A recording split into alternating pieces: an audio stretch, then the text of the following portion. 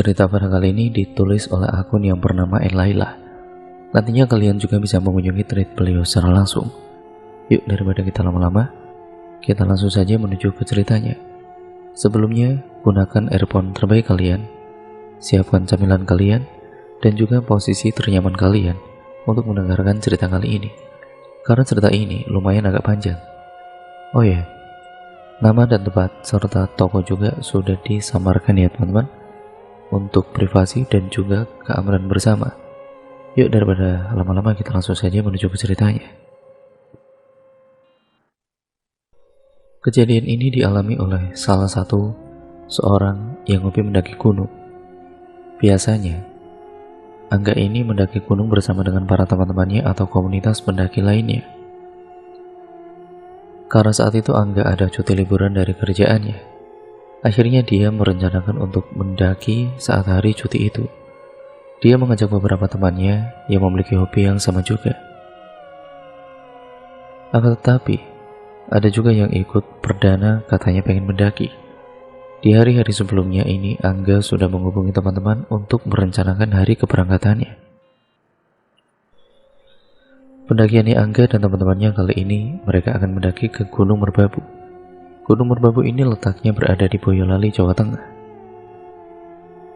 Saat mendekati hari ya, mereka semua mempersiapkan semua perlengkapan yang akan dibawanya untuk mendaki ke Gunung Merbabu, seperti menyiapkan bahan-bahan makanan, pakaian, dan perlengkapan lainnya. Semua perlengkapannya yang akan dibawa seperti tenda, terutama senter. Kemudian, dimasukkan ke dalam tas carrier yang sudah disiapkan juga. Karena di gunung biasanya terkadang hujan, mereka juga membawa jas hujan untuk berjaga-jaga bila nanti hujan turun. Mereka semua juga berpamitan terlebih dahulu kepada kedua orang tuanya. Saat harinya tiba, Angga dan kelima temannya itu berkumpul terlebih dahulu di rumahnya Angga. Mereka mengecek kembali barang-barang perlengkapannya, takut ada yang ketinggalan. Sebelum berangkat, mereka semuanya berdoa terlebih dahulu supaya diberikan keselamatan dan kelancaran saat di jalan nanti. Setelah semuanya sudah siap, mereka mulai berangkat dengan menggunakan motornya menuju ke Boyolali. Ada 3 motor, mereka saling berboncengan karena jumlahnya ada genap 6 orang. Temannya Angga ini bernama Ical, Rizal, Radit, Leo, dan Bima. Yang ikut naik perdana mendaki gunung yaitu Ical dan Bima. Di perjalanan tiba-tiba saja salah satu ban motor dari mereka ada yang bocor. Akhirnya mereka berhenti dan menuntun motor yang dikendarai Ical dan Leo. Yang lain juga ikut membantu mencarikan bengkel yang terdekat. Akhirnya perjalanan mereka sedikit terlambat karena ada kendala ban bocor itu. Beberapa menit kemudian akhirnya mereka menemukan sebuah bengkel. Menunggulah mereka di bengkel itu sampai motornya selesai. Setelah 1 jam menunggu, akhirnya ban motornya selesai juga. Mereka melanjutkan kembali perjalanannya yang sempat tertunda tadi. Dari rumah estimasi sampai ke Boyolali itu sekitar 3 jam. Akan tetapi karena ada satu kendala ban bocor tadi, akhirnya mereka menempuh waktu selama 4 jam sampai Boyolali. Mereka berangkat dari rumah sekitar pukul 7 pagi dan sampai di lokasi basecamp sekitar pukul 10 pagi. Angga dan teman-temannya ini memilih jalur pendakian Gunung Merbabu via Selo. Di basecamp mereka beristirahat sejenak untuk minum dan juga menunggu rombongan pendaki lain. Di basecamp mereka menyiapkan beberapa botol air putih terlebih dahulu di warung yang ada di basecamp.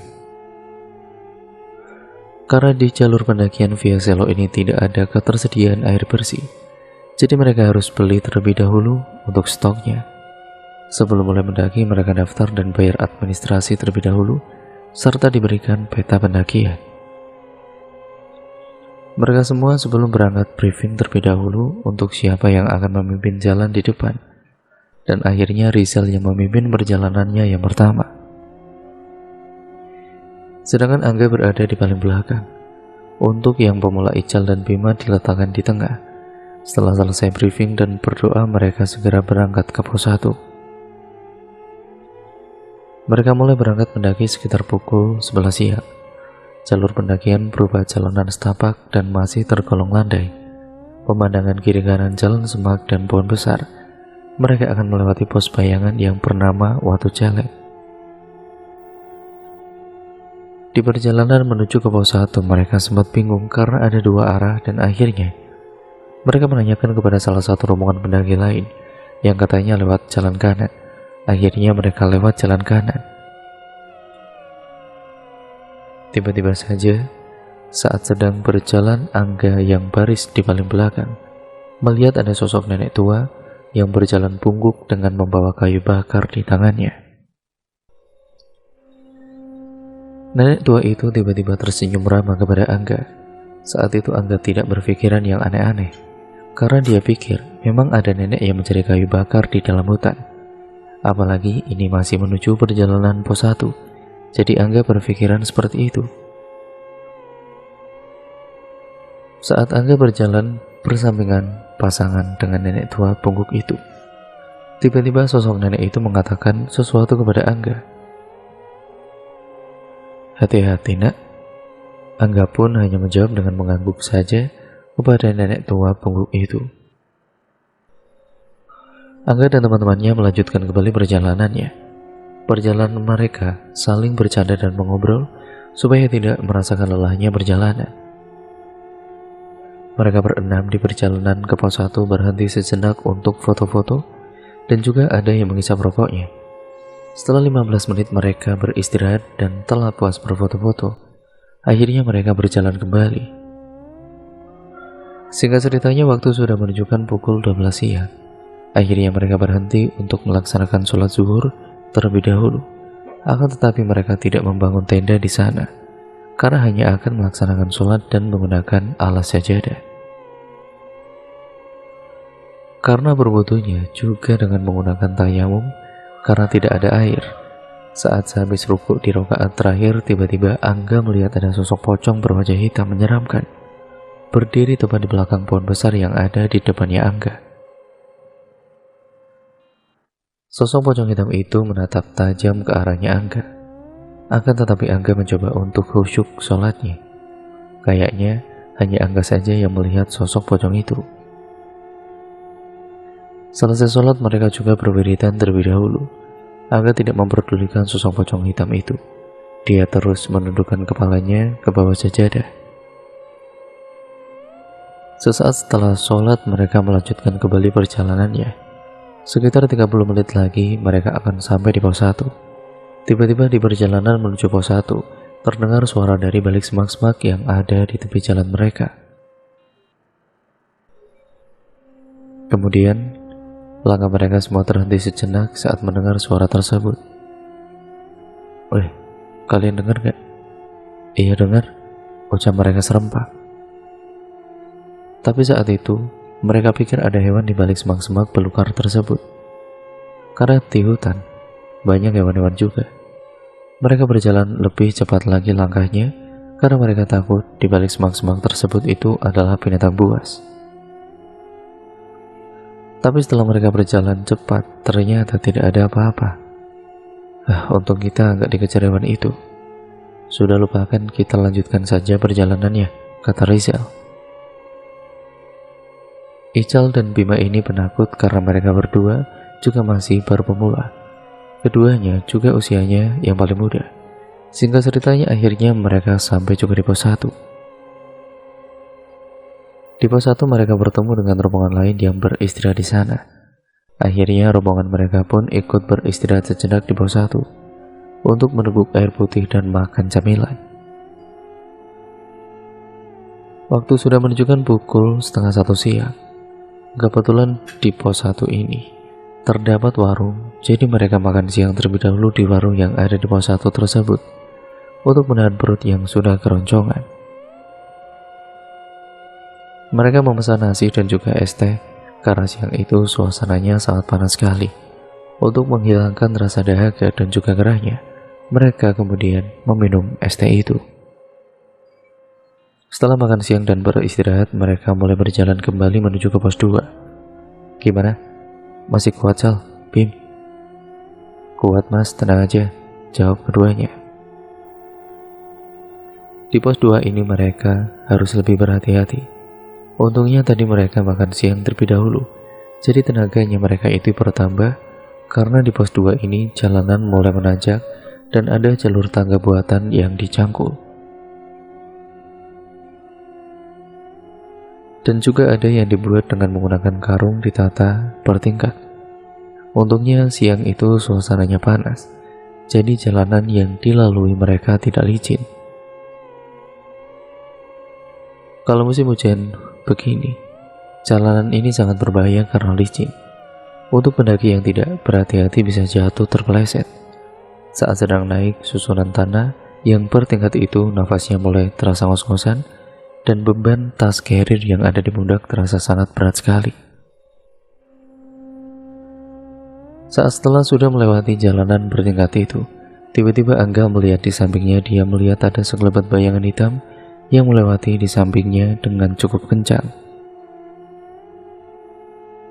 Sontak Angga terkejut sekaligus penasaran apa yang barusan lewat itu. Astagfirullah. Tetapi Angga berusaha untuk tidak berpikir aneh-aneh dan tetap fokus melanjutkan perjalanannya. Bayangan itu terbang dan berkali-kali lewat di sampingnya Angga.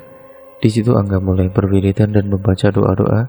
Tubuhnya terasa gemetaran dan keringat membasahi.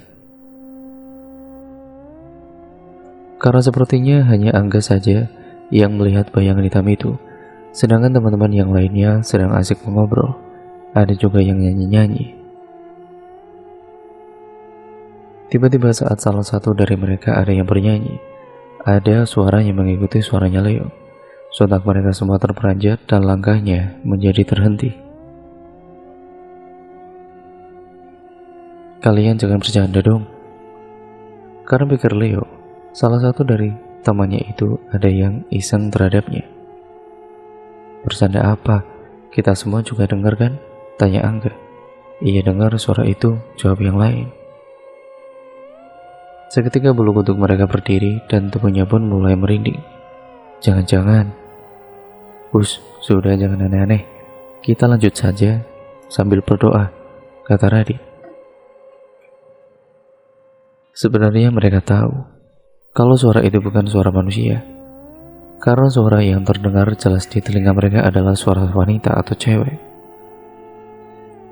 Sungguh mengerikan, siang hari saja banyak sosok yang mengganggu mereka. Apalagi nanti saat malam hari. Mereka pun kembali melanjutkan perjalanan dan terus berdoa. Kali ini suasananya menjadi hening. Karena tidak ada obrolan dan yang bernyanyi lagi. Mereka semua fokus dengan jalanan yang menanjak. Akhirnya sampailah mereka pada Pal HM23. Mereka sampai di area terbuka Simpang Macan atau pos bayangan. Di pos bayangan inilah mereka berhenti sejenak untuk beristirahat dengan meletakkan tas carrier-nya di belakang punggung mereka sebagai alat mereka bersandar dan meluruskan kedua kaki. Mereka meneguk air putih dan juga mengisap batang rokoknya sambil menikmati suasana di area terbuka tersebut. Sungguh indah pemandangannya dan rasa lelahnya pun terobati. Saat sedang menatap ke arah belakang jalan yang sudah mereka lewati, tiba-tiba saja Angga melihat ada sosok nenek tua bungkuk itu lagi dengan membawa beberapa ranting dan balok kayu bakar. Nenek tua bungkuk itu menatap ke arah Angga. Kali ini tatapannya kepada Angga terlihat datar dan sinis. Angga pun memalingkan wajahnya menghadap ke arah lain. Karena penasaran lagi, Angga kembali menatap ke arah nenek itu lagi. Ternyata sosok nenek tua bungkuk itu sudah tidak ada, dia menghilang.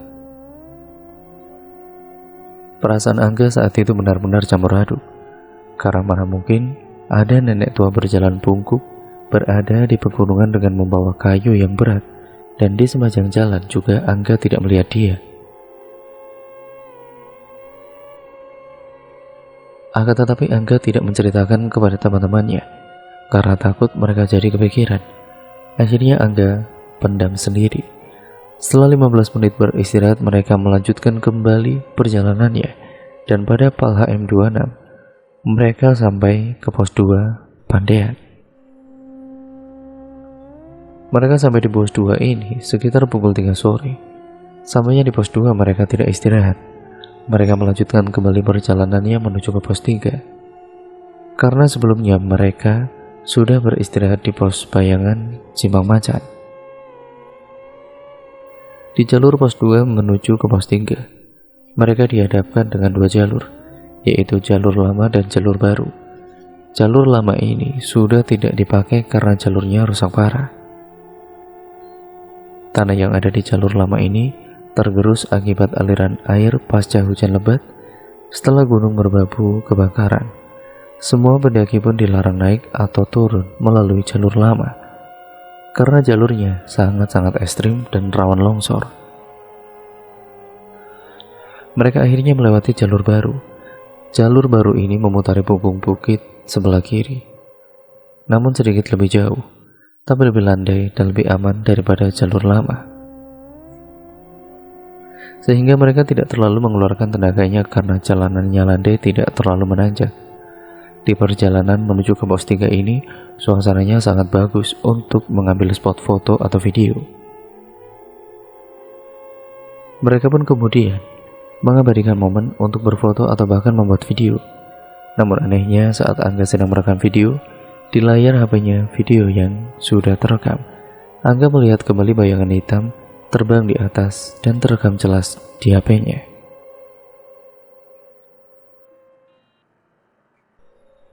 Bayangan itu terus saja lewat, namun bayangan hitam itu tidak jelas bentuknya. Akhirnya Angga menutup HP-nya dan tidak memperlihatkan kepada teman-temannya. Sedangkan Radit yang pada saat itu juga merekam video di samping Angga secara bersamaan, saat dilihat rekamannya tidak ada bayangan hitam. Di jalur lama dan jalur baru ini nantinya akan bertemu dengan jalur yang sama, yaitu bertemu di pos 3 Watu Tulis. Setelah selesai berfoto dan mengambil video, mereka kembali melanjutkan perjalanannya. Sekitar pukul 4 sore, akhirnya mereka sampai juga di pos 3 Watu Tulis. Di pos 3 ini banyak sekali yang membuat tenda di sana. Akhirnya rombongan mereka pun ikut membuat tenda di pos 3 untuk beristirahat sejenak. Kali ini mereka membuat 2 tenda, setiap tenda diisi 3 orang. Setelah selesai mendirikan tendanya, mereka juga memasak mie instan dengan kompor listrik yang sudah dibawanya dari rumah. Tiba-tiba saja Angga kebelet buang air besar. Akhirnya dia diantar oleh Rizal menuju ke toilet yang ada di pos 3. Rizal juga saat itu ingin buang air kecil.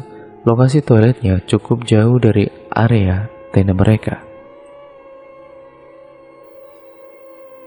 Angga dan juga Rizal harus putar balik ke arah yang tadi mereka berangkat.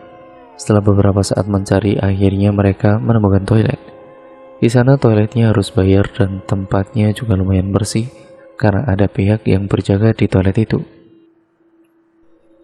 Saat sedang buang air besar, tiba-tiba saja Angga merasa bulu kuduknya berdiri dan seperti ada hembusan napas dari belakang lehernya. Angga mulai panik dan dia terus membaca doa-doa. Setelah selesai buang air besar, tiba-tiba terdengar suara dari dalam bilik toiletnya. Angga. Seketika langkah Angga terhenti saat mau keluar dari toilet. Angga pun akhirnya memberanikan dirinya untuk melihat ke arah belakang dengan perlahan-lahan. Saat memalingkan wajahnya ke belakang, ternyata ada sosok pocong hitam yang dilihatnya saat dia sedang sholat di pos bawah. Sosok pocong hitam itu berdiri di belakang Angga. Sontak Angga langsung keluar dengan tubuh yang gemetaran, jantungnya berasa seperti mau copot. Saat keluar dari bilik toiletnya, wajah Angga terlihat pucat sehingga membuat Rizal bertanya-tanya. Loh, kenapa Angga? Kok pucat gitu wajahnya? Napasnya juga ngos-ngosan. Seperti lihat tentu saja kamu. Akan tetapi Angga tidak menjawab pertanyaan dari Rizal, karena dia ingin memendamnya dengan sendirinya. Mereka berdua pun kembali ke tenda untuk menikmati mie instan yang baru saja masak. Sudah pukul 5 sore, matahari pun mulai terbenam dari ufuk barat. Mereka menikmati suasana sore hari dengan senja yang berwarna jingga.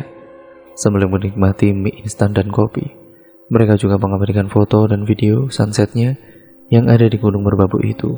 Sangat indah di padang mata. Tiba-tiba saja Angga melihat ada sosok nenek tua bungkuk menatap ke arah Angga yang sedang berdiri di balik pohon besar dengan membawa kayu bakar. Seketika Angga terdiam dan menghentikan makan mie instannya. Angga pun sempat berpikir, sebenarnya nenek tua bungkuk itu siapa dan kenapa dia selalu mengikuti dirinya. Dalam logika Angga pun benar-benar merasa aneh karena sosok nenek tua yang usianya sudah renta berada di gunung. Sudah pasti nenek tua itu bukan manusia, tapi kenapa dia mengikuti Angga dan teman-temannya terus? Angga masuk ke dalam tenda sedangkan yang lain masih di depan menikmati sunset. Setelah mataharinya mulai terbenam, suasananya menjadi semakin gelap dan hawa dingin pun mulai merasuk ke dalam tubuh. Untungnya mereka semua sudah membawa jaket tebal. Saat pukul 6 malam, mereka semua melaksanakan sholat maghrib bersama-sama. Mereka menggunakan kompas yang ada di HP sebagai penunjuk arah kiblatnya. Arah kiblatnya mengarah ke depan pohon besar tepat di hadapan mereka. Saat sedang sehabis ruku, seperti biasanya Angga melihat ada sosok pocong hitam berada di balik pohon besar itu. Sontak Angga terkejut. Angga tidak berani menatap ke arah sosok pocong hitam itu. Dia tetap fokus melaksanakan sholatnya. Di rakaat terakhir, tiba-tiba sosok pocong hitam itu sudah tidak terlihat lagi, entah kemana perginya. Singkat ceritanya, malamnya mereka akan membuat api unggun sebagai penghangat mereka di depan tendanya. Namun sebelum membuat api unggun, mereka harus mencari kayu bakar terlebih dahulu. Akhirnya Angga, Rizal, Radit yang mencari kayu bakar ke dalam hutan yang ada di area pos 3 itu. Mereka saling berpencar mencari kayu dan ranting pohon yang kering untuk membuat api unggun. Masing-masing memegang senter sendiri-sendiri karena memang tempatnya sangat gelap sekali. Angga menyusuri jalan setapak yang ada di tengah hutan tersebut dengan mengarahkan senternya ke bawah tanah. Beberapa langkah akhirnya Angga menemukan kayu dan beberapa ranting. Dengan mulut yang terus berkomat kami di tengah hutan yang gelap itu, tiba-tiba terdengar suara yang terdengar jelas di telinga Angga. Srek, srek. Suara itu seperti langkah kaki yang akan menghampiri ke arahnya. Saat Angga mengangkat senternya ke arah depan, betapa terkejutnya Angga. Tepat di hadapannya ada sosok nenek tua bungkuk yang berdiri di hadapannya dengan mata yang merah menyala. Nenek tua bungkuk itu sangat menyeramkan wajahnya dan tidak seperti biasanya yang Angga lihat. Tubuhnya langsung gemetaran dan keringat dingin mulai membasahi tubuhnya. Sontak Angga pun membalikkan tubuhnya, langsung lari dan melebarkan semua kayu dan ranting yang sudah dikumpulkannya. Angga lari terbirit-birit menuju ke tenda, tidak peduli jalanannya yang gelap itu. Sesamanya di tenda, Angga napasnya ngos-ngosan dan teman-temannya pun terperanjat melihat Angga lari-lari. Loh, kenapa enggak? Tanya Leo, akan tetapi Angga tidak menjawab pertanyaan dari Leo. Dia langsung duduk diam terpaku. Sedangkan Rizal dan Radit pun belum pulang mencari kayu bakarnya. Leo, Ical, dan Bima melihat Angga heran karena Angga hanya diam dan melamun di depan tendanya. Enggak, jangan ngelamun enggak, nanti kesurupan loh, ucap Leo. Angga pun terperanjat dan sadar. Iya, gak ngelamun kok gue. Mereka belum datang juga ya? Tanya Angga. Baru saja Angga menanyakan keberadaan Rizal dan Radit. Tiba-tiba saja mereka datang dengan membawa kayu bakar dan ranting pohon yang lumayan banyak. Mereka langsung menyiapkan untuk membuat api unggun, sedangkan Ical dan Bima mereka berdua membuat roti bakar. Setelah api unggunnya sudah jadi, mereka langsung mendekat dan berputar melingkar di tengahnya api unggun. Mereka bermain gitar dan bernyanyi bersama dengan menyantap roti bakar yang sudah dibuatkan oleh Ical dan Bima. Saat sedang bernyanyi-nyanyi dan bermain gitar, tiba-tiba saja Angga mendengar ada suara tapakan kaki beberapa langkah di atas rerumputan. Namun Angga tidak terlalu menghiraukan itu dan terus bernyanyi bersama-sama. Tiba-tiba ada seseorang dari belakang tubuhnya Angga dan Rizal. "Permisi mas, assalamualaikum." "Waalaikumsalam," jawab mereka dengan sopan. Saat tersadar mereka berhenti bernyanyi dan menghentikan petikan gitarnya. Angga dan Rizal langsung tatap-tatapan dan heran siapa tadi yang lewat karena mereka tahu kalau di belakang tubuh mereka itu jurang. Radit menanyakan kepada Angga dan Rizal, "Tadi kalian jawab salamnya siapa?" tanya Radit. Saat itu posisinya Radit tetap di hadapan Rizal dan Angga. "Tadi ada orang yang mengucap salam di belakangku, jadi ya aku dan Angga jawablah." "Orang? Belakang kalian kan jurang," timbal Leo. Seketika suasana menjadi hening dan mereka semuanya segera mematikan api unggun dan kembali ke tendanya masing-masing untuk tidur karena dini hari mereka akan melanjutkan perjalanan kembali ke pos berikutnya. Saat mencoba untuk tidur, Angga tidak bisa tertidur karena masih kepikiran dengan nenek tua bungkuk dengan mata yang merah menyala tadi, dan beberapa hal-hal aneh yang terjadi pada dirinya selama di perjalanan tadi siang. Sedangkan yang lainnya sudah tertidur pulas, dan hanya Angga serta Rizal yang belum tertidur. Rizal juga ternyata masih memikirkan suara tadi yang mengucap salam kepada mereka berdua. Tiba-tiba saja tatapan Rizal kosong dan menghadap ke arah atas tendanya. Seketika tubuhnya Rizal terbangun dan tangannya seperti akan mencekik ke lehernya Angga. Sontak Angga berteriak dan Radit yang tertidur di sebelahnya pun langsung bangun. Tolong," teriak Angga. Lo ngapain Zal? Kenapa lo mau nyengkik Angga?" ucap Radit. Radit mencoba melepaskan cengkeraman tangannya Rizal yang ada di leher Angga. Akan tetapi, Rizal mengerang seperti sosok harimau yang siap menerkam. Mendengar kegaduhan di tenda samping, Ical, Bima, dan Leo pun menghampiri ke tenda Rizal, Angga, dan Radit. "Ada apa ini? Cepat bantu, sepertinya Rizal kesurupan," ucap Radit. Akhirnya Leo, Ical, dan Bima pun berdoa dengan membaca ayat kursi dan surat-surat pendek. Tiba-tiba sosok yang ada di dalam tubuhnya Rizal ini mengatakan sesuatu. Pergi kalian semua." Setelah selesai dibacakan doa-doa, seketika Rizal pingsan. Rizal pun dibangunkan dengan mengolesi minyak kayu putih di hidungnya.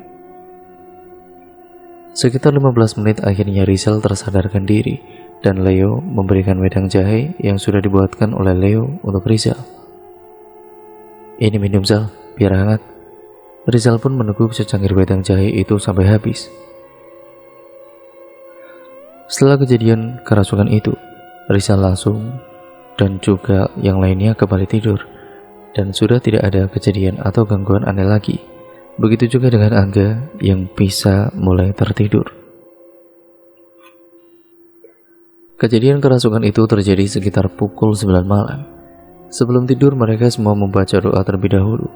Namun di dalam mimpinya, dia ini bertemu dengan sosok nenek tua itu lagi, dan itu mimpinya Angga. Kali ini sosok nenek tua itu menatap sinis ke arahnya Angga, tetapi tidak dengan mata merah menyalanya yang tadi dia lihat saat mencari kayu bakar. Angga bermimpi kalau sosok nenek tua bungkuk itu berada di depan tendanya dengan jumlah yang banyak, dan tubuh wajahnya itu pun semuanya sama persis bentuknya. Kayu yang dipegang di tangannya pun sama. Seketika Angga terbangun dengan tubuh yang berkeringat basah dan napasnya ngos-ngosan. Angga terbangun lebih awal dari teman-temannya saat melihat jam di HP-nya sudah pukul 12:30 dini hari. Akhirnya Angga membangunkan teman-temannya yang masih tertidur pulas. "Bangun, sudah jam 12:30. Ayo siap-siap," ucap Angga. Rizal dan Radit pun terbangun dan segera membangunkan tenda sebelahnya. Setelah semuanya terbangun semua, mereka bersiap-siap untuk mengemasi barang-barang yang ada di tenda dan merapikan tendanya. Singkat ceritanya, waktu sudah menunjukkan pukul 1 malam. Mereka mulai melanjutkan perjalanannya menuju ke pos 4. Jalanan menuju ke Sabana 1 itu ke pos 4 itu, jalurnya sangat naik tanjakannya yang cukup terjal dengan jalur terbuka. Kanan kiri jalur itu berupa rumput setinggi betis. Di kegelapan malam, dengan penerangan menggunakan senter, mereka semua berjalan dengan perlahan-lahan karena jalanannya sangat terjal dan berbahaya. Setiap orang memegang senter masing-masing yang sudah dibawanya. Di perjalanan tiba-tiba Angga mendengar suara tapakan kaki berada tepat di belakang barisannya. Karena penasaran, Angga pun membalikkan tubuhnya ke arah belakang. Betapa terkejutnya, ternyata sosok nenek tua bungkuk itu berjalan di belakang tubuhnya dengan mata yang merah menyala. Sontak Angga terhenti, tubuhnya terasa kaku juga dan tidak bisa digerakkan. Sedangkan teman-temannya yang ada di depan sudah jalan terlebih dahulu. Akhirnya Angga memejamkan kedua matanya sambil berdoa. Saat perlahan-lahan membuka kedua matanya, ternyata sosok nenek tua bungkuk membawa kayu itu sudah menghilang. Angga kemudian langsung menyusul teman-temannya yang jaraknya sudah cukup jauh. Akhirnya Angga berhasil mengejar teman-temannya dan mengikuti kembali di barisan belakang.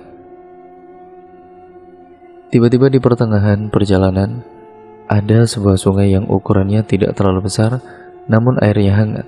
Kelima temannya yang lain sudah berjalan mendahului Angga.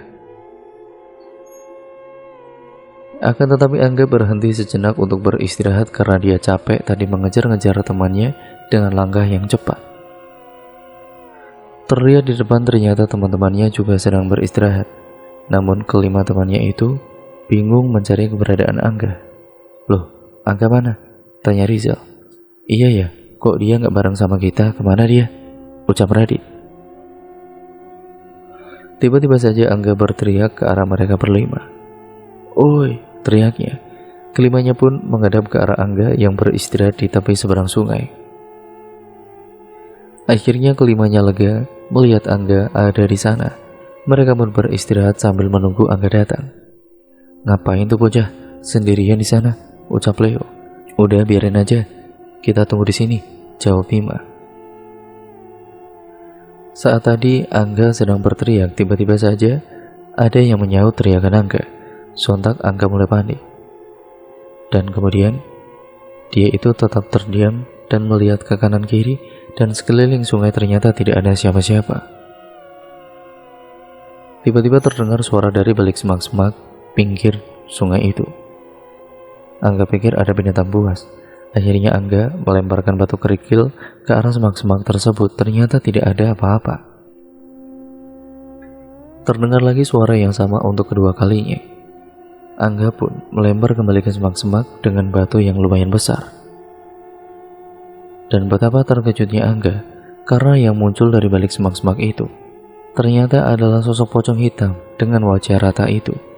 Dia melompat ke arah Angga pada kala itu. Mungkin pocong hitam itu marah. Akhirnya Angga pun lari terbirit-birit ke arah teman-temannya yang lain. Kelima temannya terperanjat saat melihat Angga berlari sangat kencang. "Ada apa enggak?" Pocong!" teriaknya. Kelima temannya itu langsung ikut lari karena pocong hitam itu terbang mengejar Angga dan teman-temannya. Angga berinisiatif untuk bersembunyi di balik semak-semak rumput yang tinggi dan diikuti dengan kelima temannya ikut ngumpet. Alhamdulillah sosok pocong hitam muka rata itu akhirnya sudah menghilang dan tidak mengejar mereka lagi. Napasnya mereka sangat ngos-ngosan karena telah berlari dengan sekuat tenaganya. Akhirnya mereka istirahat lagi dan minum air putih karena haus setelah lari-lari. "Kenapa bisa dikejar pocong si Lunggah?" tanya Rizal. "Tadi gue lempar batu ke arah semak-semak, Karena ada suara, ya gue kira kan ada binatang buas. Ternyata yang muncul sosok pocong. Ya gue lari, ternyata pocong itu ngejar. Jelas Angga. Mereka melanjutkan kembali perjalanannya setelah selesai beristirahat. Udah ayo, lanjut lagi, udah jam 2 nih, ucap Radit.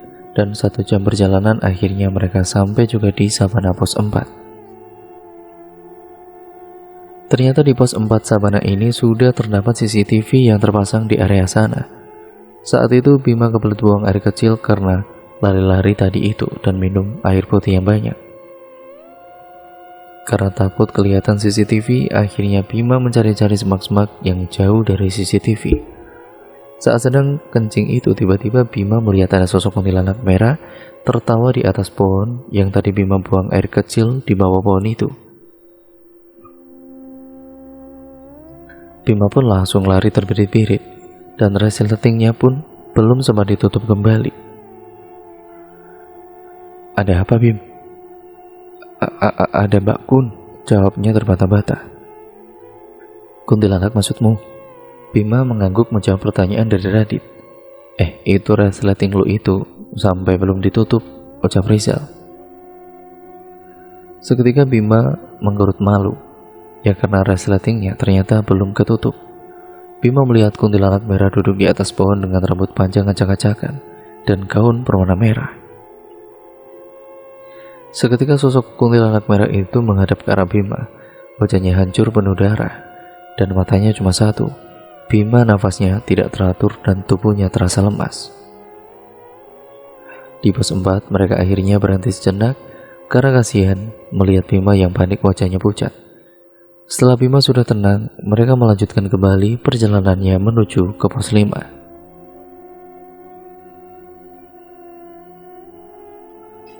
Jalanan menuju ke pos 5 tidak terlalu terjal, dan mereka akan menuju ke Sabana 2. Mereka berjalan menuju ke pos 5 tidak beristirahat karena memang waktu yang ditempuh hanya 30 menit saja, tidak terlalu jauh. Sesamanya di Sabana 2 terlihat sudah banyak rombongan pendaki yang membuat tenda di Sabana 2 pos 5. Tempatnya sangat luas dan pemandangannya sangat indah di Sabana 2 ini. Juga ada hutan cantiki yang bisa melindungi tenda pendaki dari angin dingin. Akhirnya mereka memutuskan untuk ngecamp dan membuat tenda di Sabana 2 ini. Di Sabana 2 adalah spot untuk melihat rasi bintang, sunrise, sunset, dan Taman Edelweiss dan Sabana Bubajaran. Sekitar pukul 3 dini hari mereka sampai di Sabana 2 ini. Mereka mulai mendirikan tenda di pos 5 karena mereka ingin melihat keindahan sunset di atas Gunung Merbabu. Saat tenda selesai didirikan, mereka beristirahat sejenak di dalam tenda sambil menunggu sunset matahari terbit dari ufuk timur yang indah. Saat itu juga mereka sambil makan cemilan ringan, sambil berbincang-bincang. Rombongan tenda lain juga terlihat ada yang di depan sambil membakar api unggun dan bernyanyi-nyanyi. Kali ini mereka tidak membakar api unggun lagi karena malas untuk cari kayu bakarnya. Saat sedang duduk-duduk bersama di depan tenda, tiba-tiba mata Angga tertuju ke arah atas pohon yang ada di hadapan tendanya. Dia melihat ada seperti bayangan hitam yang bersinggah di pohon tersebut. Sebelumnya bayangan yang dilihat oleh Angga itu terbang di atas langit. Saat dilihat dengan seksama, kedua matanya, bayangan itu semakin besar dan juga berbentuk seperti kelelawar. Dan benar, sosok bayangan hitam itu seketika berubah menjadi kelelawar besar yang menyeramkan, dengan kedua matanya yang merah menyala menghadap ke arahnya Angga. Angga sontak saja terkejut melihat itu dan dia pun langsung masuk ke dalam tenda meninggalkan yang lainnya. Rizal menghampiri ke dalam tenda dan menanyakan kepada Angga. Angga terduduk lesu dengan melipat kedua kakinya dengan tumpuan kedua tangan. "Gah, lu kenapa lagi?" tanya Rizal. Tetapi Angga tetap saja tidak menjawab pertanyaan dari Rizal. Angga masih tetap terdiam dengan tatapan kosong mengarah ke bawah. Akhirnya Rizal mengagetkan Angga dengan menepuk pundaknya supaya dia bisa tersadar. "Woi, enggak, ucap Rizal. Angga pun terperanjat kaget. Melamun saja lu, nanti kesurupan lu, ucap Rizal. Cerita sama gue, ada apa sih? Tanya Rizal. Namun Angga masih tidak menjawab pertanyaan dari Rizal. Akhirnya Angga tetap diam, tidak menjawab pertanyaan dari Rizal sama sekali. Singkat ceritanya, sudah sekitar pukul 5 subuh. Azan subuh pun mulai terdengar samar-samar dari kejauhan. Mereka bersiap-siap untuk melaksanakan sholat subuh. Dengan menggunakan kompas sebagai arah petunjuk kiblatnya, seperti biasanya mereka sebagai ganti wudhu dengan cara bertayamum. Saat itu mereka menghadap ke arah jurang karena kiblatnya menghadap ke arah jurang. Ketika sedang melaksanakan sholatnya, tiba-tiba saja Angga lagi dikejutkan dengan sosok bayangan hitam kelelawar yang ada di atas jurang hadapannya sholat itu. Sosok kelelawar tersebut itu kemudian terbang di atas. Tapi Angga tetap fokus untuk melaksanakan sholatnya, sedangkan teman-temannya sepertinya tidak melihat bayangan hitam itu. Setelah selesai di rakaat terakhir, Angga tidak melihat lagi bayangan hitam kelelawar tersebut. Dia pun mengemasi sajadah dan sarung yang dipakainya sholat. Setelah selesai, mereka menikmati suasana sunset di pagi hari yang sangat indah dan suasananya yang sangat sejuk. Saat itu, mereka mengabadikan momen sunsetnya dengan berfoto dan membuat video seperti biasanya. Sedangkan Angga, dia tetap diam terpaku karena masih memikirkan tentang bayangan hitam itu. "Nggak, sini ayo foto nggak?" Iya, jawab Angga dengan singkat. Akhirnya Angga pun ikut berfoto dengan teman yang lain. Setelah selesai berfoto-foto dan puas membuat video, mereka kembali ke tenda untuk membuat sarapan. Pagi itu mereka memasak mie rebus dengan roti bakar dan teh hangat. Singkat ceritanya, sekitar pukul 8 pagi, mereka melanjutkan kembali perjalanannya menuju ke puncak Merbabu Triangulasi. Jalanan dari Sabana 2 menuju ke puncak itu jalanannya cukup terjal dan menanjak. Setelah semua berjalan dengan perlahan karena jalanan yang terjal dan menanjak takut terpeleset ke jurang. Perjalanan untuk menuju ke puncak Merbabu Triangulasi ini menempuh sekitar 2 jam perjalanan. Untungnya mereka semua tadi itu sebelum berangkat ke puncak sudah sarapan terlebih dahulu. Di pos 5 menuju ke puncak Merbabu ini mereka akan bertemu dengan percabangan puncak, yaitu jalur lama dan jalur baru. Mereka berangkat ke puncak dengan beberapa rombongan pendaki yang lain yang mau ke puncak juga. Jadi lumayan tidak terlalu sepi untuk ke puncaknya. Di tengah-tengah perjalanan mereka saling mengobrol dan ada juga yang bernyanyi untuk melepas lelahnya. Tiba-tiba saat di tengah jalan, Angga melihat kembali sosok nenek tua bungkuk itu berjalan dari arah puncak. Nenek tua bungkuk itu seperti biasa menatap tajam ke arah Angga dan dengan wajah yang datar. Dan tidak terasa, akhirnya mereka semua sampai di puncak Merbabu Triangulasi. Sesamanya di puncak Merbabu Triangulasi ini sekitar pukul 10 pagi, mereka langsung sujud syukur sesamanya di atas puncak Merbabu Triangulasi. Salah satu dari mereka ada yang langsung mendirikan bendera merah putih sebagai tanda rasa syukur dan bangganya terhadap alam yang ada di Indonesia. Di atas puncak mereka mengabadikan lagi momennya dengan berfoto-foto. Singkat ceritanya, sekitar pukul 1 siang mereka berencana untuk turun karena tiba-tiba saja kabut mulai terlihat. Langit terlihat mendung dan semakin gelap. Akhirnya mereka segera turun takut nanti hujan. Saat akan turun, tiba-tiba saja Angga yang baris di paling belakang itu terpeleset di jalur turunan dari puncak. Aduh, sakit.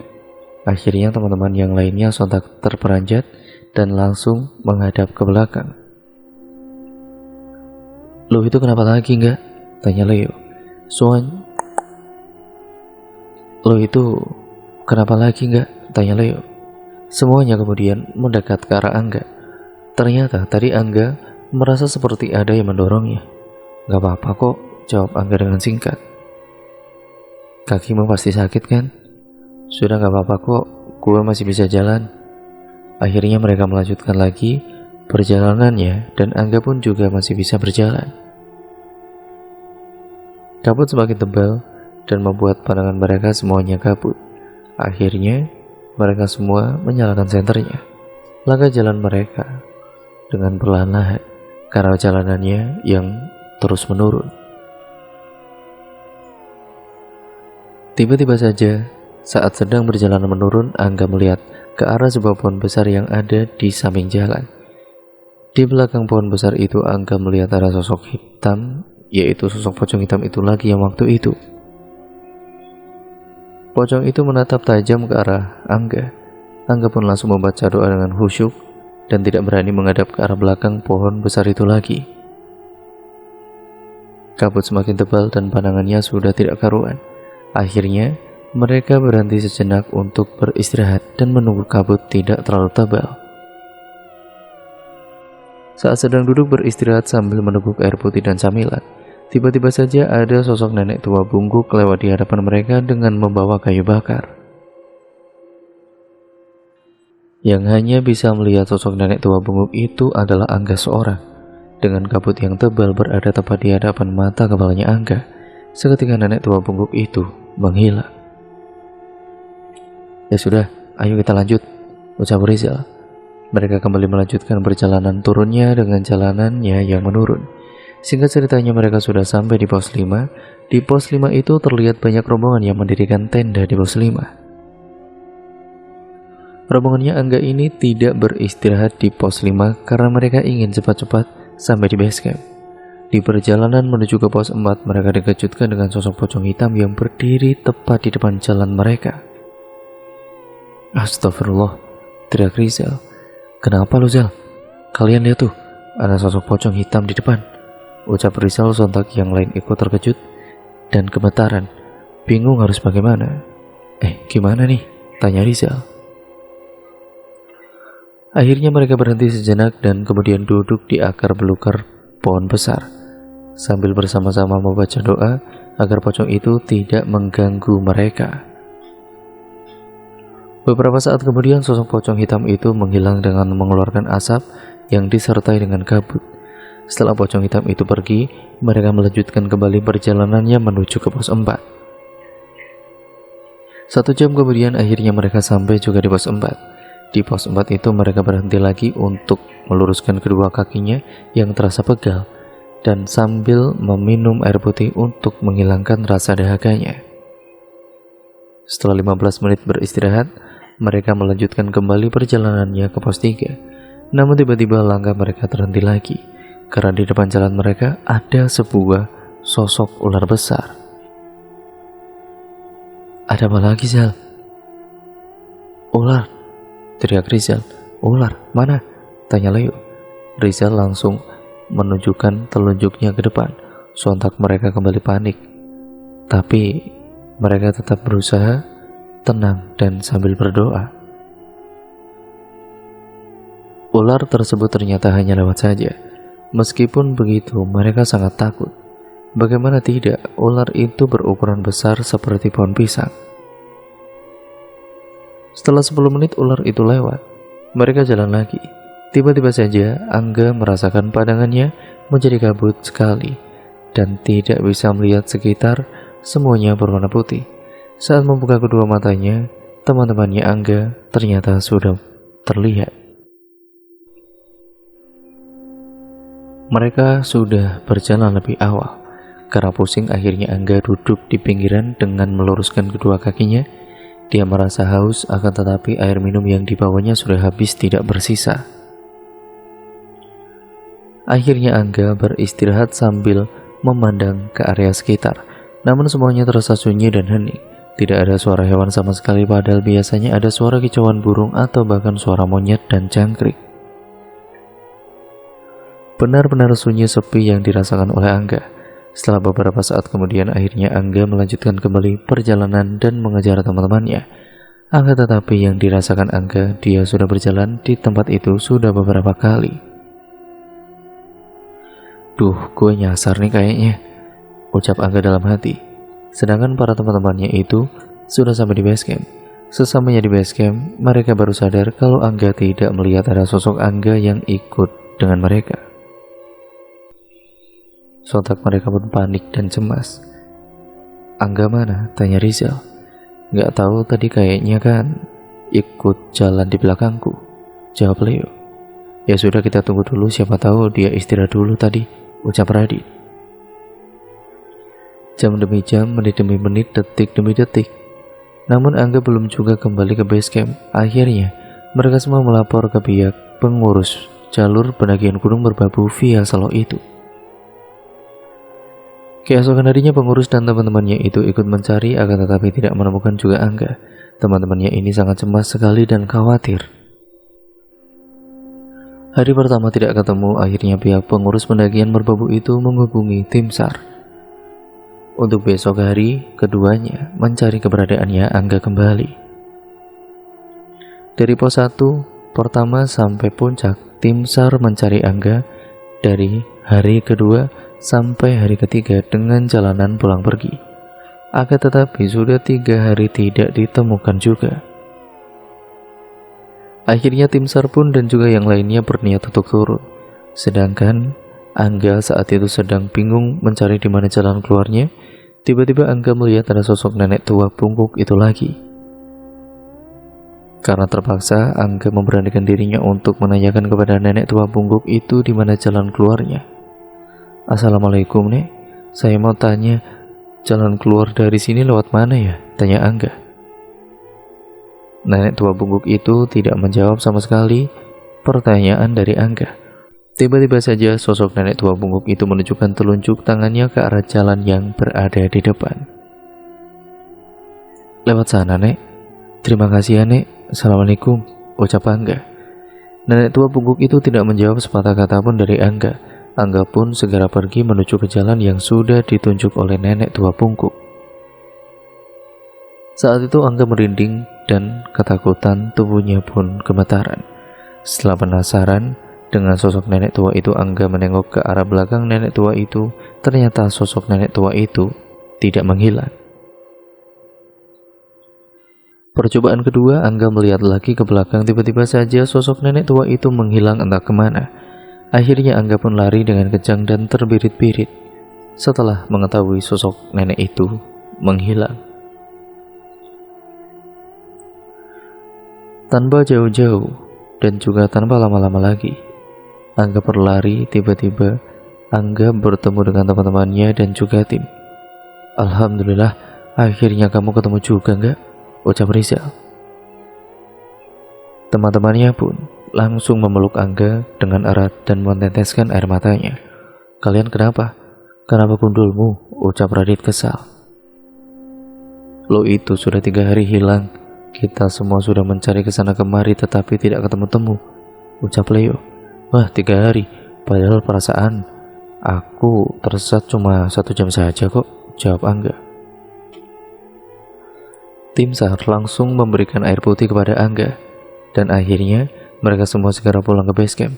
Ternyata Angga saat itu dibawa ke alam lain, dan kalau di alam gaib waktunya lebih singkat dibandingkan dari waktu di kehidupan nyata. Untungnya Angga bisa ditemukan, kalau tidak bagaimana teman-temannya itu menjelaskan kepada orang tuanya. Singkat ceritanya, mereka sampai di base camp. Di base camp mereka beristirahat terlebih dahulu, dan Angga menceritakan semuanya kepada teman-temannya saat pertama mendaki menuju pos 1. Dari adanya sosok nenek tua bungkuk, pocong hitam, dan bayangan hitam berbentuk kelelawar, setelah selesai beristirahat, mereka segera untuk pulang ke rumahnya. Dan saat itu mereka pulang sekitar pukul 9 pagi. Sedangkan Angga ditemukan sekitar 8 pagi. Mereka akhirnya berpamitan terlebih dahulu kepada pengurus pendakian Gunung Merbabu dan kepada tim SAR yang sudah membantu mencari Angga selama 3 hari itu. Akan tetapi kedua orang tuanya Angga tidak diberitahu tentang kejadian itu karena takut, khawatir, dan panik. Karena bapaknya Angga memiliki riwayat sakit jantung, jadi kalau dia sampai tahu pasti akan syok dan berbahaya. Sesampainya di rumah, mereka berkumpul terlebih dahulu di rumahnya Angga sekitar pukul 11 siang.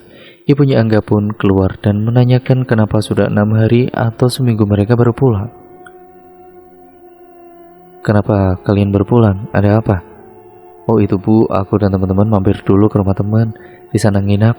Oh gitu, syukurlah kalau kalian tidak apa-apa, jawab ibunya. Mereka semua pun hanya bisa tersenyum kepada ibunya Angga. Dari kejadian ini, semoga kita bisa mengambil hikmahnya ya teman-teman, dan patuhi semua aturan yang ada di gunung manapun itu. Sebelum masuk ke area pendakian, sebaiknya kita berdoa terlebih dahulu dan jangan pernah membuang sampah sembarangan di pegunungan manapun. Dan cerita pun akhirnya selesai sampai di sini ya teman-teman. Kali ini berjudul tentang sebuah kisah pendakian Gunung Gede. Cerita kali ini merupakan cerita kiriman dari narasumber ya teman-teman. Jadi untuk kalian yang penasaran bagaimana kisahnya, mari kita langsung saja menuju ke ceritanya. Namun sebelum itu, jangan lupa untuk like, komen, dan share, serta subscribe channel ini agar kalian tidak ketinggalan video terbaru selanjutnya. Nyalakan tombol loncengnya ya teman-teman. Yuk mari kita langsung saja mulai ceritanya. Perhatikan baik-baik karena ceritanya akan segera saya mulai. Tepat di hari Selasa 25 Desember 2020 pukul 16.30. Nada dering ponsel berbunyi. Ternyata itu adalah notifikasi telepon dari seseorang kawanku yang bernama Reza. Halo, ada apa Res? Tumben kamu telepon? Sapa dan juga tanyaku pada Reza. Apa kabar bro? Sehat gak? Tanya Reza, lalu ku jawab. Alhamdulillah sehat nih. Ada apa nih? Tumben-tumbenan telepon gua? Tanyaku lagi. Ini gue kan rencananya mau ke Gunung Gede besok. Lu sibuk gak? Kalau enggak, ya gue mau ngajak elu nih, bisa kan? Lalu kemudian aku jawab, waduh, dadakan banget sih. Ya gue belum siap peralatannya nih. Reza merayu, udahlah, bawa aja peralatan mendaki lu aja. Urusan logistik gue yang ngatur. Aku yang agak ragu-ragu dengan ajakan tersebut memutuskan untuk ikut andil dalam pendakian kali ini. Ya udah, oke deh Res. Gue packing dulu ya. Ketemuan di mana kita? Reza dengan semangat langsung memutuskan lokasi kita bertemu nanti. Lu langsung aja ke rumah gua. Yang lain juga pada kesini soalnya. Saat malam tiba setelah mempersiapkan peralatan yang dibutuhkan untuk pendakian, aku pun bergegas pamit kepada kedua orang tuaku, yang kebetulan waktu itu mereka baru saja pulang bekerja. Mah, Pak Haji pamit ya. Mau naik Gunung Gede? Mama menjawab, loh kok dadakan banget nak, nggak kayak biasanya. Bapakku yang saat itu baru masuk ke dalam rumah pun terheran-heran. Emang udah siap fisiknya? Olahraga aja nggak pernah, berangkat sama siapa? Aku pun menjawab, sama Reza, janjiannya udah lama, lupa ngomong. Aku pun kemudian terpaksa berbohong demi mempersingkat obrolan kala itu. Dengan wajah yang agak cemas, Mama merayu supaya aku tidak memaksakan diri untuk berangkat. Udahlah nggak usah naik ya, diundur saja, lagi pula kan cuacanya lagi tidak bersahabat. Aku yang posisinya sedang terburu-buru pun tidak menghiraukan perkataan Mama tersebut. Selepas itu aku langsung pamit dan kemudian bergegas pergi meninggalkan rumah. Sesamanya di rumah Reza, aku ini bertemu dengan orang-orang yang belum ku kenal sama sekali. Mereka adalah Faisal, Maul, dan Rizky. Seperti biasa, ketika melakukan pendakian dengan orang yang belum kita kenal, kita diharuskan melakukan ritual yaitu ngops alias ngopi santai. Kenalan dan juga berbincang adalah salah satu hal wajib sebelum kita melakukan pendakian dengan orang yang baru kita jumpai saat itu. Tujuannya ya untuk pendekatan sekaligus ya kita beradaptasi dengan seseorang tersebut yang nantinya akan jadi partner pendakian kita. Pukul 23.30, kami pun kemudian berangkat dari Jakarta menuju Cibodas untuk bertemu salah satu warga lokal yang mengurusi maksi pendakian kita kali ini. Sesamanya di sana, kita bertemu dengan warga lokal tersebut. Beliau bernama Kang Yudi. Kang Yudi adalah salah satu warga lokal yang kebetulan memiliki warung base camp yang ada di Cibodas. Cibodas adalah gerbang masuk menuju Taman Nasional Gunung Gede Pangrango. Namun, pendakian kita kali ini bukan dari Cibodas, melainkan dari Desa Gunung Putri yang letaknya bersebelahan dengan Cibodas. Di base camp Kang Yudi ini, kami disuguhkan teh manis hangat, untuk menghangatkan tubuh kita yang mulai kedinginan. Tidak lupa juga kami memesan nasi goreng untuk mengisi perut yang sedari tadi belum terisi. Setelah puas menyantap nasi goreng, kami pun langsung membereskan barang-barang yang akan dibawa untuk pendakian kita kali ini, serta untuk membagi rata beban yang ada di dalam carrier kita secara merata satu sama lain. Kami bergegas menuju desa Gunung Putri yang letaknya tidak jauh dari Istana Cipanas. Setelah menempuh perjalanan 35 menit, kami pun sampai di gerbang pendakian Gunung Gede via Gunung Putri. Di sanalah kami memulai pendakian. Berada di ketinggian 1200 mdpl, suhu udara di sana membuat badanku bergetar kedinginan. Seperti pada umumnya, sebelum memulai pendakian kita harus melakukan pemanasan terlebih dahulu, supaya otot-otot yang ada di tubuh kita tidak kram pada saat melakukan pendakian nanti.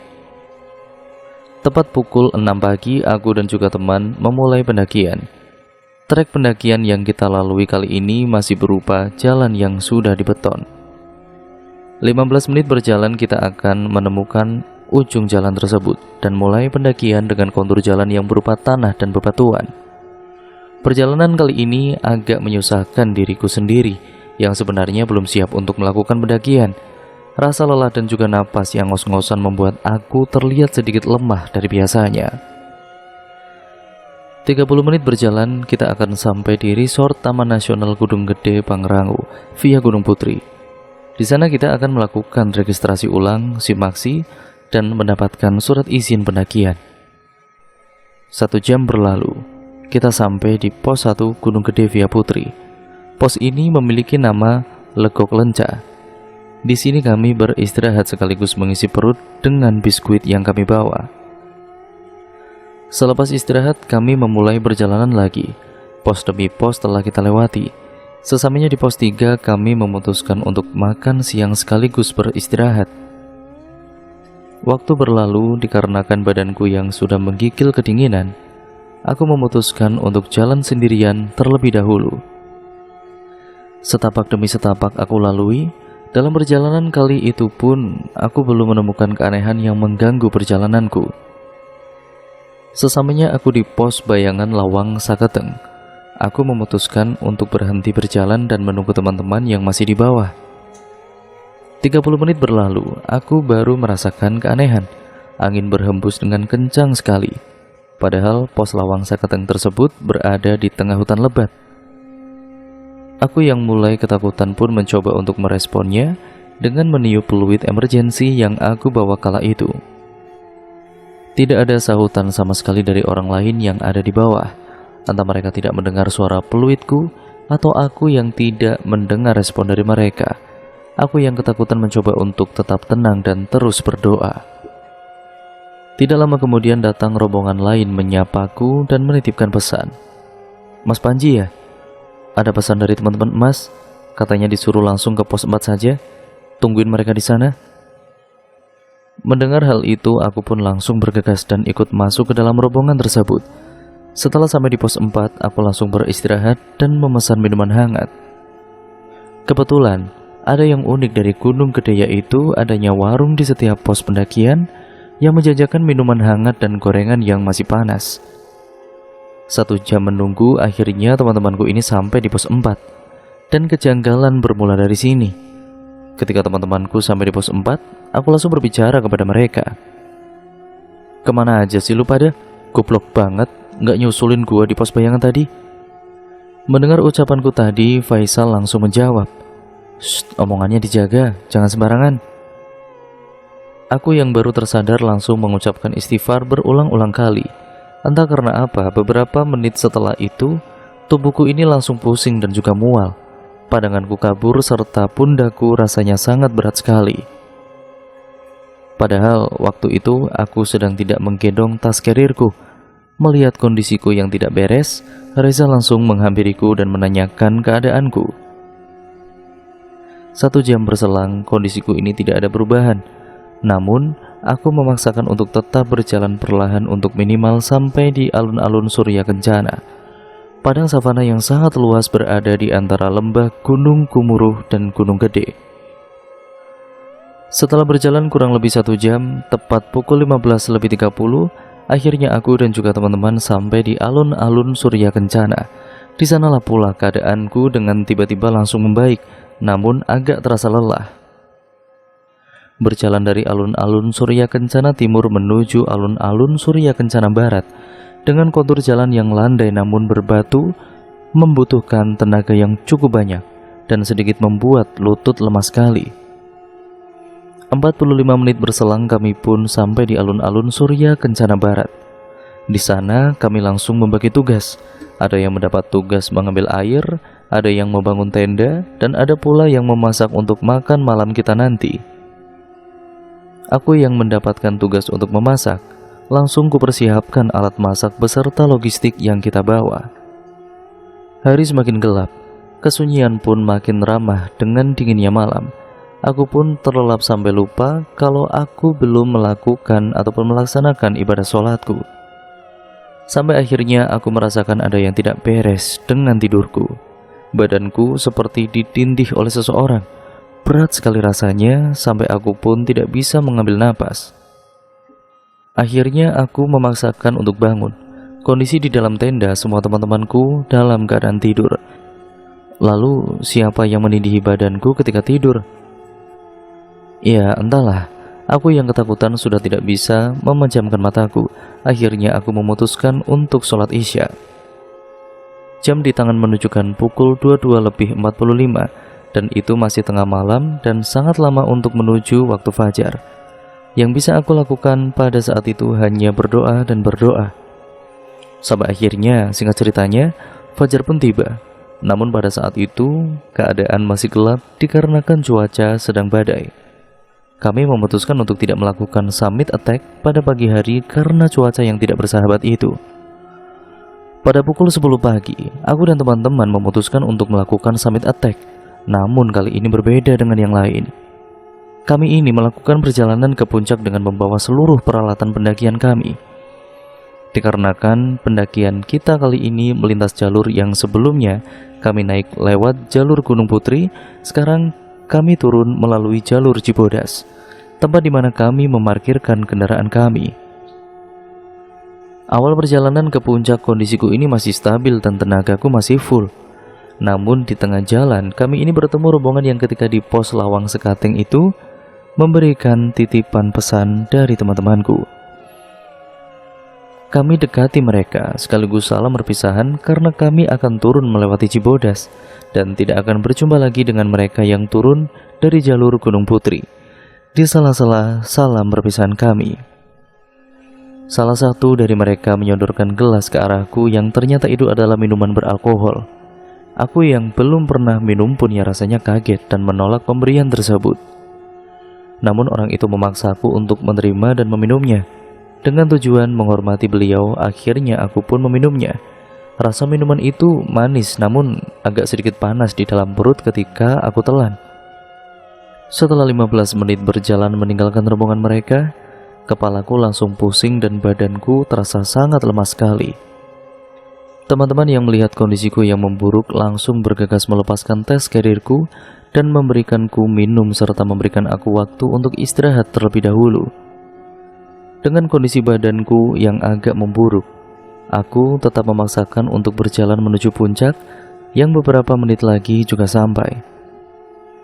Pada pukul 12.17, kami pun sampai di puncak Gunung Gede dengan ketinggian 2958 mdpl. Aku dan juga teman-teman langsung melakukan ritual yang biasa dilakukan kebanyakan pendaki. Ya tentu saja berfoto di tugu puncak Gunung Gede.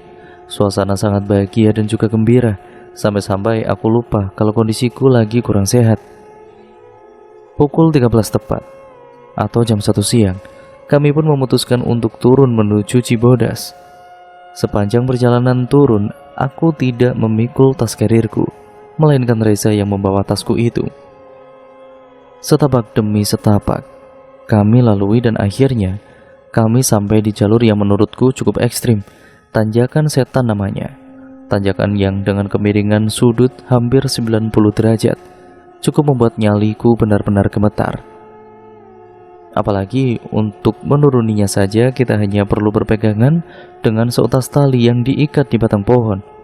Hal yang cukup ekstrim yang selama ini pernah ku temui ketika aku melakukan pendakian. Setelah kami berhasil menuruninya, kami pun kemudian bergegas menuju pos kandang badak yang jaraknya tidak jauh dari tanjakan setan tersebut. Langkah kaki mulai terasa berat dan sangat sulit. Menahan keseimbangan badan dengan otot kaki yang terasa kaku. Entah mengapa ototku ini terasa kaku, apa mungkin karena menahan dingin yang terlalu deras menyerang sendi-sendiku ini. Dan teman-temanku pun diam dan hanya diam. Itu yang kami lakukan. Keceriaan yang biasa kami lakukan seakan terlupakan oleh suasana sekitar. Mungkin suara yang kami keluarkan hanya sebatas batu kecil, berharap di antara kami ada yang memulai perbincangan. Keheningan semakin menjadi-jadi, dibarengi suara-suara binatang malam yang mulai jelas terdengar. Hingga suara asing terdengar olehku. "Shh, kau dengar itu?" tanya Reza kepadaku dengan berbisik. Aku tidak menjawabnya dan hanya memberikan isyarat dengan mata berharap dia tahu kalau aku menyuruhnya untuk tidak membahasnya. Ternyata bukan aku saja yang mendengar suara aneh tersebut. Jelas sekali suara itu, saking jelasnya seperti napas yang berat, tetapi berada tepat di dekat telinga. Itu yang kurasakan saat mendengarnya. Mungkin jika ada seseorang yang mengidap asma, akan terdengar sama. Perhatikan langkah Muji. Akhirnya sebuah kalimat terlontar dari mulut Faisal yang sedari tadi hanya diam saja. Tapi belum aku mengiyakan perkataannya, kakiku seperti menabrak sesuatu yang kupikir seperti akar besar. Sontak aku kaget dan berteriak dibarengi tubuhku yang terjungkal. Pundakku menabrak pohon kecil di sebelah kiri dan ku pastikan terluka karena pakaian yang ku kenakan untuk naik itu cukup tipis, hanya kaos dan juga baju flanel. Aku jatuh tersungkur dengan posisi tubuh tengkurap. Tas yang juga berisikan barang-barang yang cukup berat menambah penderitaanku. Napasku sesak dan sangat sakit sekali saat aku mencoba menarik nafasku. "Bantuin kek, malah diketawain." Di saat yang bersamaan sayup-sayup aku mendengar tawa cekikikan. Namun aku langsung diam dan bingung. Kulihat raut muka teman-temanku tidak ada satupun yang tertawa, bahkan mereka tidak terlihat seperti menahan tawa. "Kau baik-baik saja kan, Ji?" Iya ya, gak apa-apa, Za. Kalian bener gak ada yang mentertawakan aku kan?" Udah, kita lanjut lagi. Atau kau mau istirahat saja dulu, Ji, di sini?" Sahut Faisal memotong pembicaraan kami. Aneh, benar-benar tadi itu suara tertawa cekikikan seperti tertawa puas setelah mengerjai orang. Tapi akhirnya aku ya coba abaikan saja perihal tadi itu. Toh juga temanku terlihat jujur. Kami kemudian lanjutkan perjalanan kami. Hal yang paling menarik perhatian adalah terlihatnya desa itu dan luasnya perkebunan teh. Tapi itu jika siang hari. Kalau malam hari ya jelas 180 derajat, hanya ada gelap dan kabut tipis yang menghalangi sorot lampu dari pendaki. 40 menit kami berjalan tapi tidak ada tanda-tanda sampai di tempat yang kami tuju. Kami seperti diputar-putar saja di suatu tempat. "Istirahat yuk, aku capek," teriak Reza mulai merengek kecapean. "Nanggunglah, bentar lagi sampai juga. Kita kesana saja," ucap Faisal dengan sedikit mendorong tasku menuju area yang datar. "Ya udah, yuk. Hanya butuh 2 menit mencapai tempat itu. Lega rasanya bisa beristirahat setelah cukup lama berjalan. Memang masih terbilang cukup landai, tapi jika membawa beban yang sebanyak ini, pinggang akan menjerit kesakitan. Tapi semua itu akan mereda setelah istirahat dan juga mengisi perut walaupun hanya sekedar cemilan. Dapat dipastikan bahwa ini memang sebuah pos pendakian. Di sini sudah disediakan 2 batang pohon tumbang sebagai tempat duduk yang cukup nyaman. Tepukan di pundakku mengalihkan fokusku terhadap kenyamanan.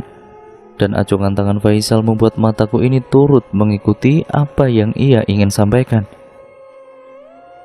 "Plang pos." Ya benar, plang pos pendakian pada umumnya. Sama persis dengan plang di pos sebelumnya. Saat ku baca tulisan di plang itu, aku terperanjat dari tempat dudukku. Ya, ini memang pos pendakian, tapi ini bukan pos yang kami tuju. Kepanikan mulai melanda setiap syaraf di otakku. Aku tidak bisa mencerna setiap pertanyaan yang terus saja bermunculan. Entah ini hanya sugesti atau keberuntungan, atau ini merupakan pertanda kalau kami memang belum siap untuk mendaki. Jawaban demi jawaban coba kususun secara logika dan akal sehat, namun hasilnya nihil. Tidak ada satupun jawaban tepat dan memuaskan pikiranku. Tentu untuk manusia yang tidak tahu apa-apa seperti kami, hal itu cukup untuk menggoyahkan rasa percaya diri kami. Mungkin terdapat kesamaan pikiran di antara kami berempat. Ya, mau bagaimana lagi kan? Hal itu kami rasakan bersama dan kami pun dalam keadaan yang sadar penuh. Aku juga tidak heran jika tiba-tiba keheningan masuk ke sela-sela kami, seakan merenggut setiap lelah, emosi, serta keceriaan yang kami bawa sedari tadi. Kami terbagi menjadi dua kelompok. Kelompok yang bingung dengan apa yang terjadi, dan kelompok orang aneh dengan ekspresi mereka. Aku dan juga Faisal di pihak normal dengan kebingungan kami yang khas seperti seekor monyet yang disiram air. Aris menjadi orang aneh pertama. Dia hanya diam tanpa ekspresi kebingungan, dan dia sepertinya juga sedang menyimpan sesuatu. Sedangkan Reza, dia nampak seperti orang kesetanan berkali-kali. Ia memaki ponselnya yang tidak mendapatkan sinyal, dan sempat aku memergokinya sedang memotret dirinya berlatar belakang pelang pos itu. Seperti tidak ada habisnya, keanehan kembali datang saat aku berinisiatif untuk membuat mie instan. Tanpa sengaja HP-ku tersiram sedikit air. Secepat kilat aku mengelapnya, takut jika air itu akan merusak HP-ku ini. Aku melihat jam pada layar datar itu, kuperhatikan layar itu, dan benar saja aku kembali dibuat bingung dengan apa yang kulihat. Jam yang seharusnya sudah melewati waktu sholat Isya, namun angka itu masih tertera jam 18:24. Padahal kami sudah berjalan kurang lebih 1 jam kala itu. Astagfirullah, apalagi ini? Apa Ci? Coba kalian lihat jam tangan ataupun jam HP sekarang. Dan hasilnya, jam HP Faisal sama dengan jam HP-ku. Jam tangan Faisal menunjukkan pukul 19:40. Tetapi, saat jam HP dilihat itu sama denganku. Jam tangan Reza sepertinya malah mati karena banyak menunjukkan jam 17:12, tepat setelah kami berpapasan dengan ibu petani di bawah. Sudah, ini hanya jam saja kok, mungkin kan sedang kesalahan sistem. Sampai singkat ceritanya kami melanjutkan perjalanan. Pukul 14:30 kami pun sampai di pos kandang badak. Tidak lama istirahat di sana, dikarenakan kami pun tidak ingin bermalam di jalur pendakian. Pos demi pos telah berlalu kami lewati. Pada akhirnya kami sampai di shelter air panas. Di sanalah kami mempersiapkan diri untuk melewati jalur yang menjadi aliran air terjun tersebut. Air tersebut cukup panas dan jalannya pun sangat licin. Kami harus berhati-hati, karena jika kami tidak berhati-hati, bisa saja kami terpeleset dan jatuh ke dalam jurang sedalam 200 meter yang ada di sebelah kiri kami itu.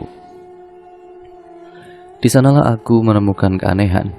Aku yang berjalan di barisan paling belakang merasakan seperti ada yang mengikutiku dari belakang. Beberapa lama kemudian tubuhku terasa sangat berat sekali, sampai aku tidak bisa berjalan, seperti ada yang menaiki pundaku. Akhirnya aku berbicara kepada teman-teman untuk istirahat sebentar, dikarenakan aku sudah tidak kuat berjalan. Tidak lama kemudian datang rombongan yang terdiri dari bapak-bapak. Salah satu dari mereka langsung menghampiriku dan mengajakku bercerita ataupun berbicara. Setelah berbincang-bincang cukup lama, beliau langsung menepuk pundakku sangat keras dan berbicara, "Turun kamu. Jangan iseng ya sama pengunjung yang di sini." Aku yang mendengar ucapan beliau langsung menjawab, "Loh Pak, aku ini emang mau turun. Aku juga gak iseng kok sama yang lain." Mendengar jawabanku itu, bapak itu langsung tersenyum dan berjalan meninggalkan aku dan teman-teman. Setelah pulas beristirahat, kami pun memutuskan untuk berjalan kembali, karena waktu sudah menunjukkan pukul 4 sore. Keanehan terjadi. Aku sudah tidak merasakan sakit di pundak dan aku pun sudah bisa berjalan kembali. Dengan kondisi seperti itu, aku dan juga teman-teman memutuskan untuk berlari agar supaya tidak bermalam di jalan. Aku yang pada saat itu merasakan seperti itu pun ya terheran-heran dan sedikit ketakutan dengan apa yang sudah terjadi. Pada akhirnya kami sampai di sebuah telaga yang ada di jalur pendakian via Cibodas. Telaga Biru namanya. Kami memutuskan untuk beristirahat tidak jauh dari telaga. Dan seperti biasa, ketika kami istirahat, kami mengeluarkan kompor dan memasak air panas untuk membuat minuman hangat. Setelah puas beristirahat, kami pun memutuskan untuk berjalan kembali. Karena hari sudah mulai gelap, aku pun kemudian mengeluarkan senter untuk menerangi jalanku. Dan kembali lagi posisi berjalan aku berada di barisan paling belakang. Entah hanya halusinasiku saja atau memang beneran ada. Aku bertemu dua pendaki perempuan memakai baju putih dan merah yang sedang beristirahat di pinggir jalur pendakian. Dengan suara yang lirih mereka memanggilku. "Kak, tolong dong, kita gak punya senter, temenin kita ya." Aku yang mendengar permintaan mereka pun langsung mengajak mereka untuk jalan bersama. Sampai akhirnya di tengah jalan mereka bilang, "Kita duluan ya." Aku yang bingung yang mencoba untuk tetap fokus dan berpikir jernih. Pada akhirnya aku yang berjalan di barisan paling belakang bertemu Faisal yang sedang istirahat. Bertanyalah aku kepada Faisal, "Sal, lo lihat dua anak cewek lewat gak? Tadi dia barengan sama gua. Dia bilang mau duluan." Faisal yang kebingungan menjawab, "Mana ada cewek? Gua dari tadi di sini nungguin lo. Jangan ngaco lo." Mendengar nada bicara Faisal yang agak ketakutan itu, aku menjawab, "Ayo Sal, bangun, cepetan, gak beres nih." Melihat aku yang panik, Faisal pun langsung merespon dengan berjalan cepat dan memegang tanganku. Pada akhirnya, aku melihat cahaya lampu dan juga sebuah bangunan di kejauhan. Aku dan juga Faisal yang melihat hal tersebut agak sedikit bereforia. Sampai-sampai, kami tidak sadar bahwa kami sedang didekati oleh babi hutan. Faisal yang sadar melihat babi tersebut langsung lari meninggalkanku dan aku pun ikutan lari sambil kebingungan. Aku berhenti berlari dan mencoba memanggil Faisal. "Sal, Sal, apaan sih Sal? Kenapa lu?" Faisal yang mendengar panggilanku tetap berlari sambil teriak, ada babi." Aku yang mendengarnya pun langsung berlari ketakutan sampai aku menabrak tempat sampah yang berada tidak jauh dari kantor resort Taman Nasional Gunung Gede Pangrango via Cibodas. Sesampainya di resort, aku dan juga Faisal bertemu teman-teman yang sudah sampai duluan. Melihat kondisiku dan juga Faisal yang panik, mereka mentertawakan aku dan Faisal. Dan aku baru sadar ketika melihat mereka tertawa, ternyata babi hutan tersebut tidak mengejar kami. Lantas siapa yang mengejarku? Sudahlah. Yang terpenting aku dan juga teman-temanku selamat dari hantu yang ada di hutan gunung ini. Dan cerita pun akhirnya berakhir sampai di sini ya teman-teman. Cerita ini dimulai ketika aku masih berstatus mahasiswa di suatu kampus di area kotaku. Kampus yang tergolong kurang terkenal di kotaku sendiri. Aku mengambil jurusan teknik. Di kampus itu aku punya banyak teman baru dari berbagai kota di Indonesia. Awal mula kuliah, aku masih sering menghabiskan akhir mingguku ke alam bebas. Mau itu gunung, pantai, atau sekedar camp ceria di lereng gunung. Mulai masuk semester 3, aku mulai jarang melakukan kegiatan-kegiatan yang aku senangi itu. Ya karena memang sudah mulai padat jam kuliahnya, dan ditambah lagi banyaknya tugas yang diberikan oleh dosen. Malam itu aku diajak oleh beberapa temanku ke kampus untuk nongkrong. Memang sih kami sering menghabiskan malam di kampus untuk sekedar nongkrong dan bernyanyi ria. Tapi malam itu ada yang berbeda. Tiba-tiba temanku itu membicarakan masalah pendakian. Mereka merencanakan pendakian gunung setelah ujian semester selesai. Dan aku pun tentu diajak mereka. Karena aku memang terkenal yang sering mendaki di antara mereka semua. Akhirnya kami sepakat untuk melakukan pendakian setelah ujian semester selesai. Kala itu yang terpikir oleh teman-temanku hanya Gunung Sumbing. Karena mereka penasaran akan savana gunung itu yang katanya sangat indah. Jalur pendakian Gunung Sumbing yang akan kami ambil yaitu jalur Butuh. Untuk sebagian orang mungkin kurang familiar dengan jalur ini. Jalur ini dulu yang sering dipakai ibuku untuk mendaki Gunung Sumbing. Yang memang ibuku dulu suka naik Sumbing karena rumahnya yang berada di lerengnya. Dan kebiasaan ibuku dulu menular kepadaku dan adikku. Memang tidak dipungkiri, ya menikmati ciptaan yang maha kuasa memang sangatlah nikmat, entah itu gunung, pantai, maupun hutan. Selepas ujian selesai, kami langsung berkumpul kembali di tempat yang sama, yaitu kampus tercinta, untuk membahas tentang pendakian tentunya. Kali ini ternyata ada tambahan personil yang mau ikut. Dari semester kami ada 7 orang dan semester 5 ada 2 orang cewek. Beban nih ngajak cewek, ucapku dalam hati. Memang aku kurang suka mendaki dengan cewek ya, karena menurutku memang nyusahin. Pasti kalau mendaki bareng cewek aku jadi porter dadakan. Sangat melelahkan. Ya sudah, mau bagaimana lagi, nanti ya nikmatin aja lah. Toh ini ada 7 orang cowok, nanti bisa gantian bawa tasnya. Pikirku mendamaikan suasana otakku yang masih panas dengan ujian yang baru saja kulewati. Akhirnya kami membagi tugas untuk mempersiapkan pendakian itu dan menentukan hari apa yang enak untuk mendaki. Kami pun deal untuk mendaki di hari Senin. Tanpa aku sadari kalau hari itu adalah malam Selasa Kliwon. Setauku malam Selasa Kliwon itu lebih mengerikan ketimbang malam Jumat Kliwon. Selepas kumpul kami beranjak untuk balik ke rumah atau ke kos masing-masing. Paginya kami menyiapkan semua yang kami butuhkan untuk pendakian besok Senin. Pagi-pagi sekali sebut saja Lau. Lau datang ke rumahku karena kami janjian semalam untuk ke tempat persewaan alat-alat mendaki. Tempat persewaan itu memang milik teman satu desaku, jadi dekat dan juga pastinya kami dikasih diskon. Selepas selesai mengurus peralatan, kami berdua pergi ke kosan salah satu teman kami yang akan ikut juga mendaki besok. Dia aku tugaskan untuk mengurus masalah logistik dan P3K. Akhirnya, hari yang kami nanti tiba juga, hari dimana kami akan melakukan pendakian. Kami janjian untuk mendaki siang, tapi karena memang kami kebanyakan rebahan dan ngobrol kesana kemari, sore pun akhirnya tiba. Ayo, budal jam 3 iki.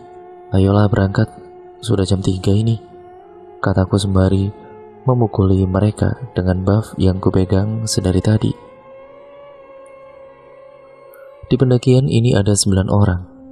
Ada aku, Lau, Jeber, Teteng, Vino, Mae Widya, Encun, Muat. Di antara mereka hanya aku dan Lau saja yang sering naik gunung. Akhirnya kami berangkat dari kosan kecil temanku yang sering dijadikan tempat kumpul kami. Perjalanan dari kosan temanku menuju BC lumayan jauh, sekiranya ya sekitar 1,5 jam. Hatiku merasa kurang mantap di pendakian kali ini, entah kenapa dan apa yang nantinya akan terjadi. Kami menyusuri perkotaan hingga sampai di pedesaan yang menuju BC, tempat yang akan kami gunakan untuk menitipkan kendaraan dan melakukan simaksi. Saat kami sampai di BC, kulihat matahari sudah meninggalkan peraduannya. Kami memutuskan untuk sholat maghrib dan makan dulu sebelum memulai perjalanan pendakian kala itu. Saat yang lain asik mengobrol di depan, aku malah asik mengobrol di dapur dengan yang punya base atau base camp. Ternyata pemilik base camp sekaligus tempat simaksi itu adalah kadus desa setempat. Di sela obrolanku dengan Pak Kadus itu, dia bertanya kepadaku, "Mas yakin melampan dalu niki? Mas yakin jalan malam ini?" Tanya Pak Kadus yang terlihat serius kepadaku. Nggih Pak, yakin. Wong niatnya nggih mboten aneh-aneh." "Iya Pak, yakin, orang niatnya kan juga tidak aneh-aneh," balasku yang kulontarkan dengan senyuman. Emang kenapa dengan malam ini? Pikirku yang membuat hatiku makin resah. Sudahlah, yang penting niat baik dan tidak melanggar etika di pendakian, ucapku supaya hati ini makin tenang dan mantap untuk melanjutkan perjalanan.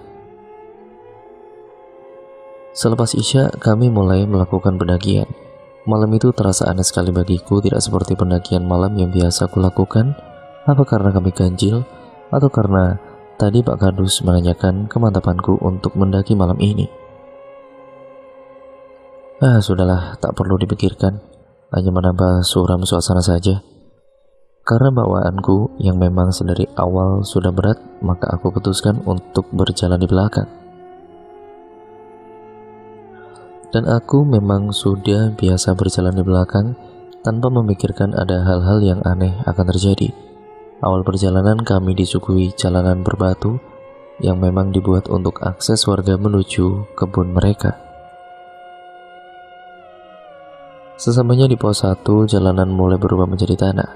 Sampai pos 1 kulihat teman-temanku masih kelihatan bugar sekali, ya karena bawaan mereka yang tidak terlalu berat. Kuputuskan untuk istirahat sebentar sembari menikmati indahnya lampu kota dari kejauhan. Selepas menghabiskan sebatang rokok, kami kemudian melanjutkan perjalanan lagi. Tidak ada satupun pikiran negatif yang aku pikirkan, karena memang pikiran negatif akan mengganggu konsentrasi dan mental kita sendiri. Tidak lama kami melihat bekas hutan yang terbakar dan masih tercium aroma terbakarnya. Kami yang sedari tadi membawa bibit pohon memutuskan untuk menanamnya di sekitaran sana. Bibit itu pemberian dari Pak Kadus setelah kami melakukan simaksi di bawah tadi itu. Seberes menanam bibit itu, kami melanjutkan perjalanan. Tidak lama aku dan teman-temanku terpisah karena jalanku yang terlalu lambat atau memang mereka yang terburu-buru. Aku hanya ditemani oleh Muat saja, sedangkan yang lain sudah di depan. Sebelum sampai di pos 2, ada tanjakan yang jalannya didominasi oleh akar pohon yang menjuntai keluar dari tanah. Pada saat melewati tanjakan itu, tiba-tiba indera penciumanku merasakan ada bau yang tidak asing bagiku, bau bunga kandil. Sontak aku terdiam dan memastikan bau itu benar bukan sekedar halusinasi pada kala itu. Ternyata benar memang bau bunga kandil. Mentalku mulai gundah sesaat setelah mencium bau bunga kandil itu.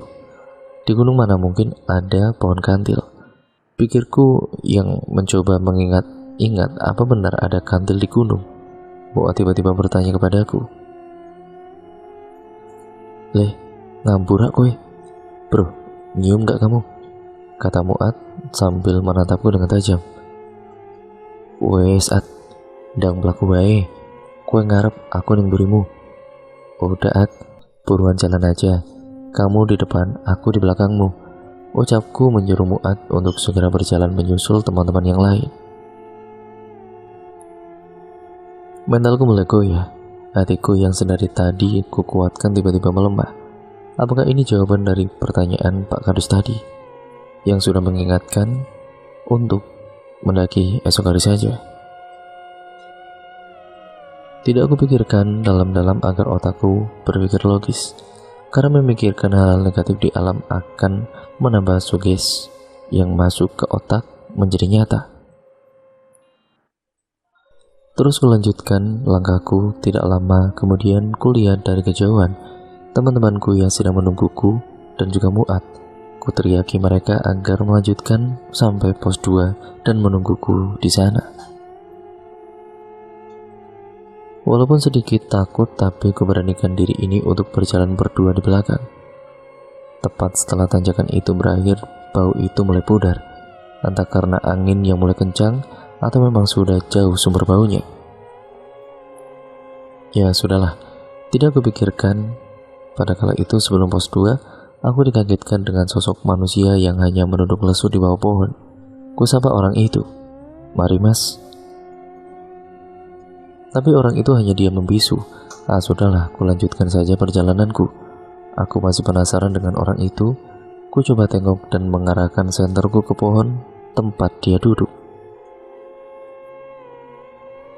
Dia ternyata hilang, entah kemana orang itu. Pikiranku menjadi lebih kacau kala itu.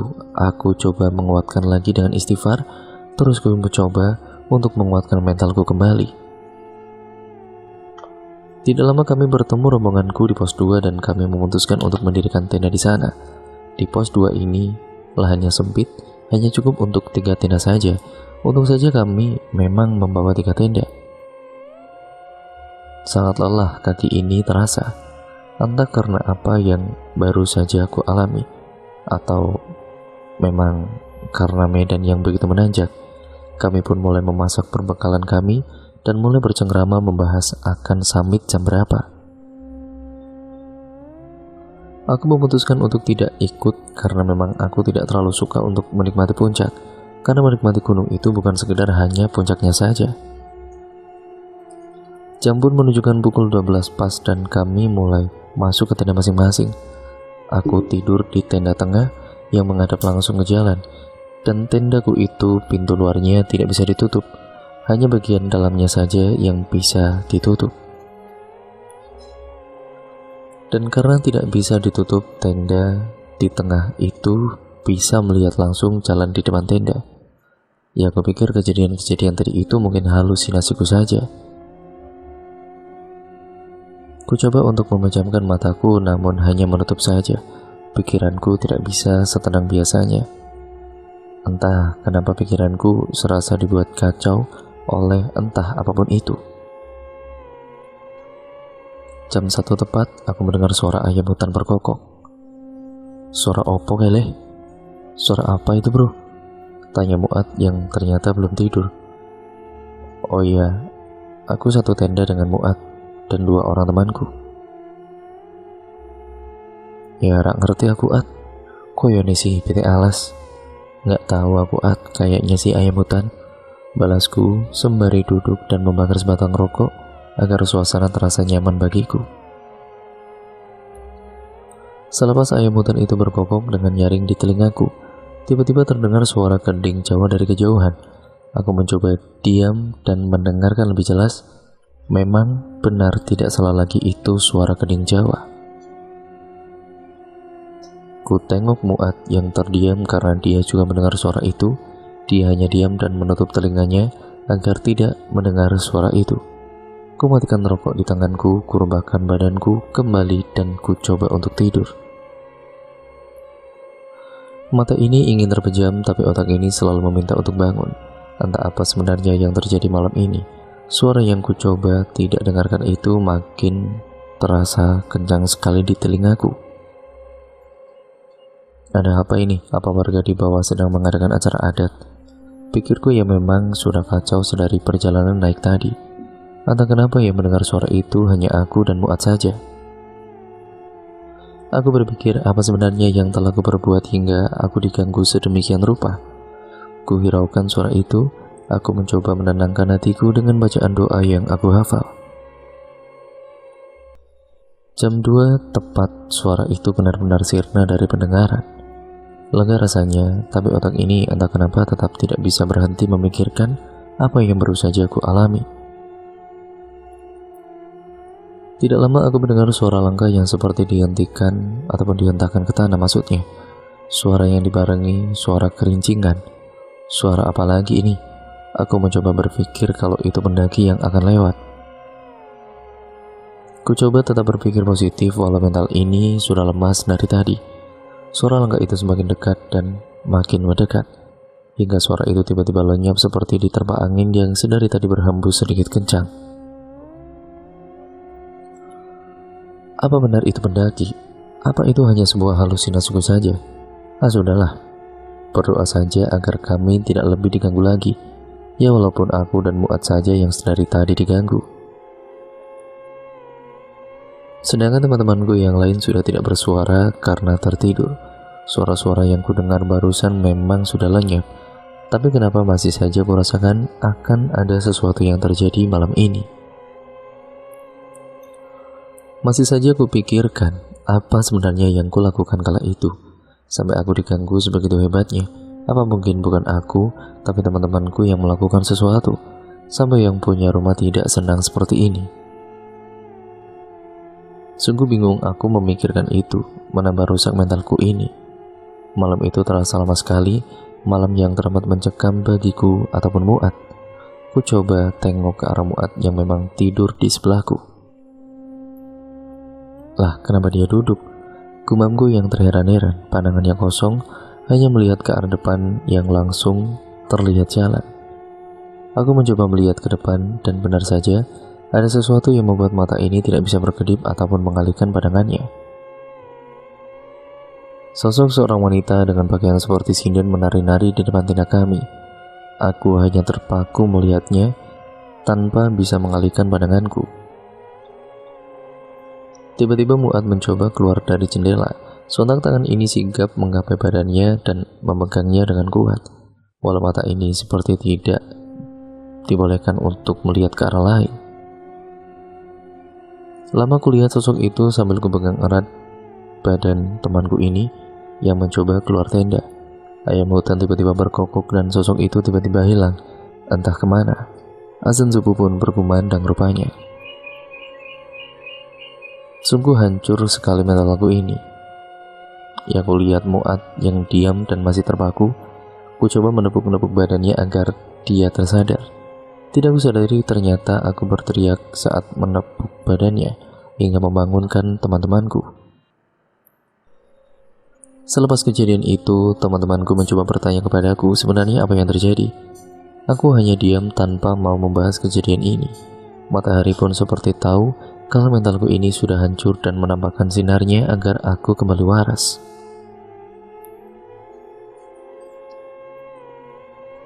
Malam yang sungguh benar-benar tak akan aku lupakan.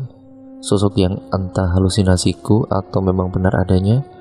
Ku coba untuk meminta maaf yang sebesar-besarnya jikalau aku atau teman-temanku membuat mereka yang menghuni di sini merasa tidak nyaman dengan kelakuan kami. Maaf beribu maaf untuk mereka, sosok-sosok penghuni gunung yang kurasa memang ada. Pagi berganti siang dan kami mulai berkemas untuk melanjutkan pulang. Aku bersyukur tidak kurang satu atau apapun dari kami semua. Sesamanya di base camp, aku mencoba untuk menceritakan apa yang terjadi kepadaku dan Muat semalaman. Ternyata Pak Karus sudah mengetahui apa yang menimpa aku semalam. Apa memang kami berbuat salah pada saat pendakian tadi malam? Sudahlah. Mungkin memang kami salah ya karena tidak mendengar himbauan dari Pak Kadus kemarin, atau karena ada salah satu dari kami berbuat salah di sana. Di sini aku hanya menceritakan apa yang terjadi pada pendakianku kala itu, dan memang ternyata salah satu temanku melakukan perbuatan yang tidak mengenakan untuk menunggu di sana.